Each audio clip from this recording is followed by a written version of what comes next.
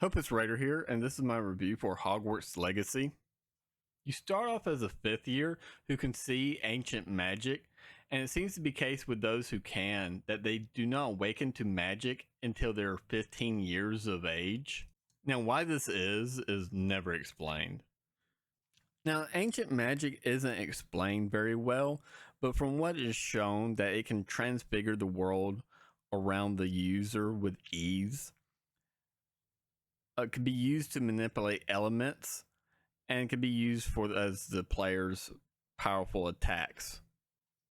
The beginning does have you asking why a lot. Why are you not taking the train to Hogwarts? Why do random dude have to ride with you? And why does he have something that belongs to Fig's wife that was sent to him instead of Professor Fig? And why didn't he apparate instead of just letting himself get killed by the dragon?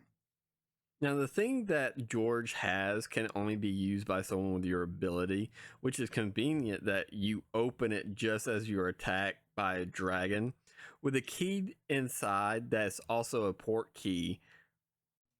It's not like anyone was any real danger from the dragon since the carriage driver was able to teleport along with Fig. He could have took you. It's just George that couldn't do it. He just had to die. You know, he was just too busy, just pissing his pants. He just could not do it.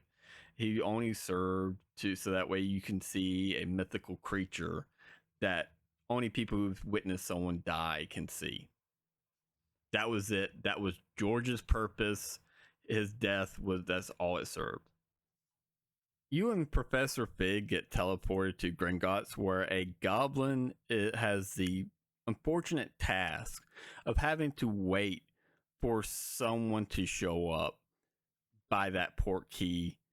It's like they stationed someone there for hundreds of years, not knowing if anyone would ever show up, just with the instructions of lock whoever shows up in this vault.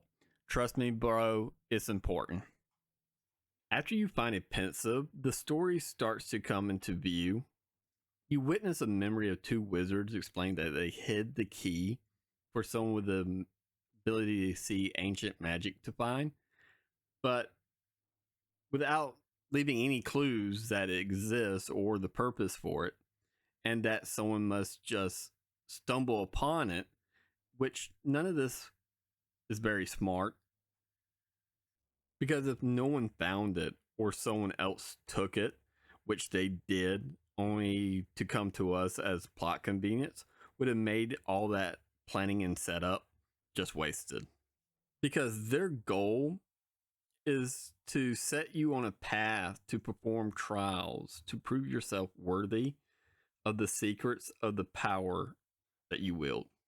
Now, this is when the villain comes in, a goblin named Renrock, who wants to use the ancient magic to destroy wizard kind for their treatment of goblins, which himself was a victim of after picking up a wizard wand to return it and was nearly killed for it.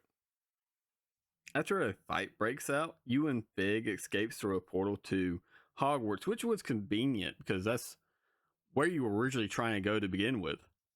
The game opens up after you are sorted into your house and you're attending some classes, learning new spells, and introduced to some classmates that will help you, or rather, you help them along your journey.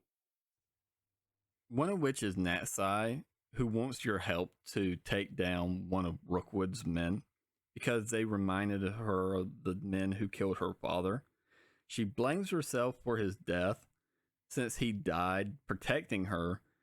At the end of her storyline, she takes a spell meant for you and tells you you shouldn't feel guilty and comes to the realization she shouldn't blame herself for her father's death like it's a script out of a kid's show, and it just kind of came off that way. Another student is Sebastian, who needs your help to find a cure for his sister who's been cursed and thinks the dark arts is the key to do this. His storyline is a tragic and kind of stupid one as he keeps looking for a cure while hurting those around him and blaming others when things go bad. The ending of his quest line was kind of felt disconnected as his original motives and his actions aren't even really connected at all. So the attempt with his quest line, other than to learn the unforgivable spells, was to show a man with good intentions going down the wrong path, and it just did not truly, the vehicle that they used for it didn't quite work. The main human villain is a wizard called Rookwood, and his only driving point is to gain power, nothing deep about them at all. And that's really okay because people don't need a deep meaning or reason to do evil, but his character just really wasn't all that fleshed out. The combat in Hogwarts Legacy does have a bit of snappiness to it, so your spellcasting is quite smooth. The only issue I have is the targeting. While not being locked on does allow for some easy targeting just by focusing the camera closer to the target you're aiming for. Sometimes another enemy will come in between you and it will snap to that enemy. And if that enemy has a shield blocking your type of spell, it'll just be wasted. The combat is also not very difficult. While on normal mode, it feels like you're playing on easy, and on hard mode, it seems like normal. The only time you'll face a real challenge is when you're being swarmed by a bunch of enemies. One reason that it feels like this is because your defensive counterspell can be talented to be extremely powerful. Hogwarts Castle, in my opinion, is very well done, but it's easy to get turned around and lose your bearings. The rest of the map is pretty open, with Hogsmeade and some homesteads to flesh it out. I don't like the design choice they chose for the Forbidden Forest, and while it is a dense area, it's too small in my opinion, and you'll only really go there for one main story quest. Kind of wish they would make the area bigger and something that you really had to explore, like the Hogwarts Castle. The puzzles in this game do require you to get certain spells before you can solve them all, but the Merlin challenges are fairly simple, but there are quite a lot of them, so you'll have plenty of them to do.